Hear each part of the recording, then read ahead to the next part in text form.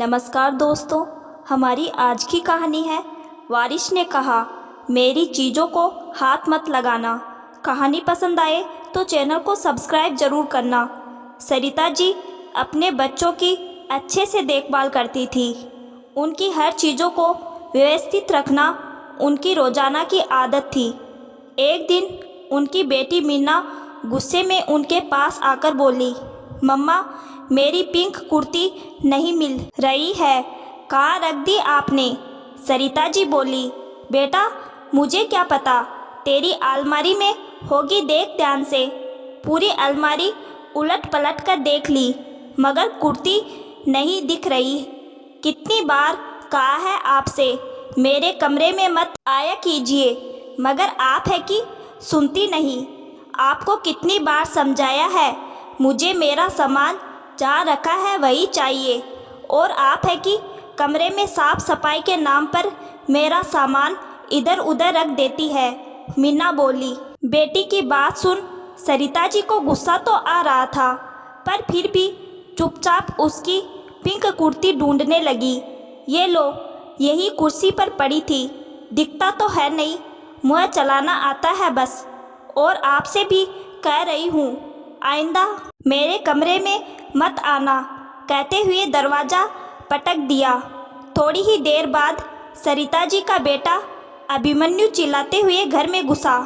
पापा किसने कहा था मेरी बाइक को हाथ लगाने के लिए? अरे बेटा, सुबह सब्जी लाना था तो मैंने सोचा कार से जाने की जगह तेरी गाड़ी ले जाता हूँ, थोड़े मज़े ले लूँ तेरी बाइक चलाने के। आपके मज़े के चक्कर में मेरी बाइक कीचड़ में हो रखी है। अब मुझे कॉलेज निकलना है।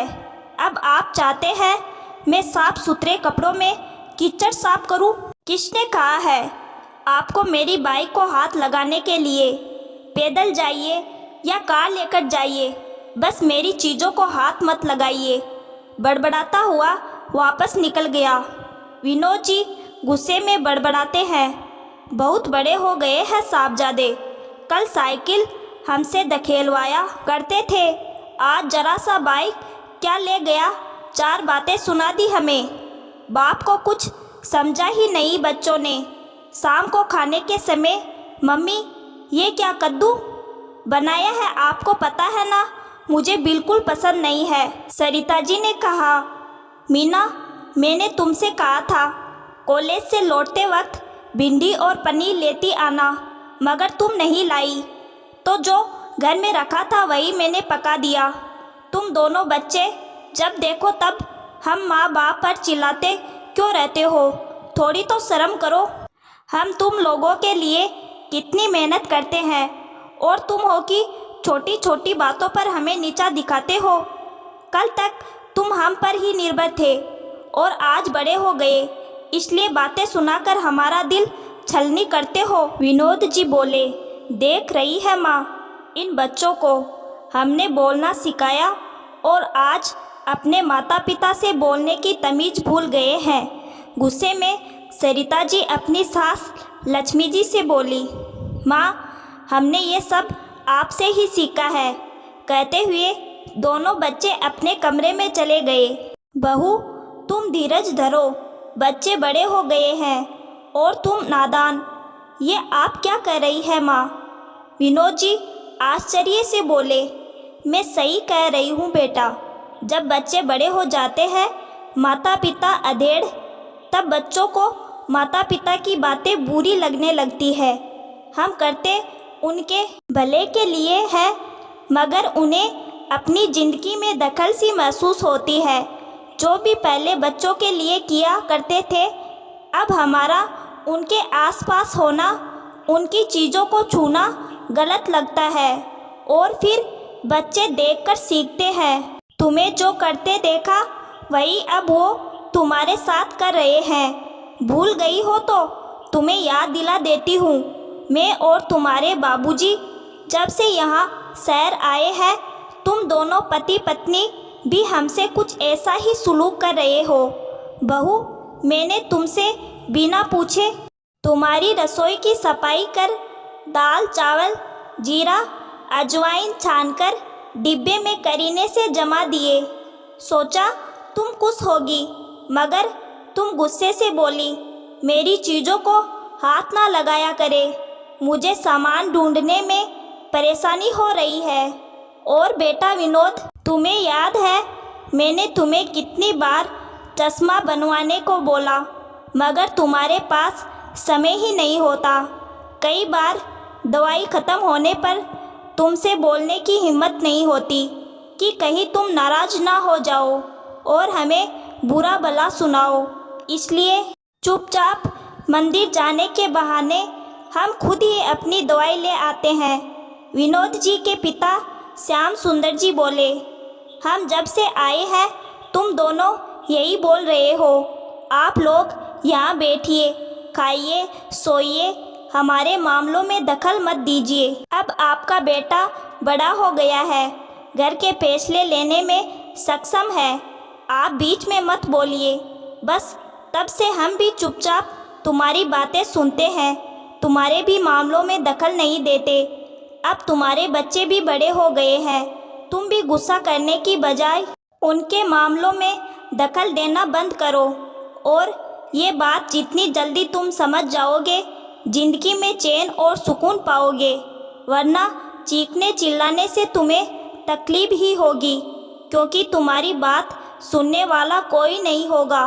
अपने माता पिता की बात सुनकर उनकी लाचारी देख विनोद जी और सरिता जी दोनों दंग थे, क्योंकि उन्हें अपना भविष्य दिखाई दे रहा था। माँ बापूजी, हम दोनों को माफ़ कर दीजिए, हमसे बड़ी भूल हुई जो हमने बिना सोचे समझे आप लोगों की मनोदशा समझे बगैर मन में जो आया वो बोल दिया, जबकि हमें तो अपने आगे की पीढ़ी को बुजुर्गों की सेवा मान सम्मान करना सिखाना चाहिए था। आगे से ऐसी गलती नहीं होगी।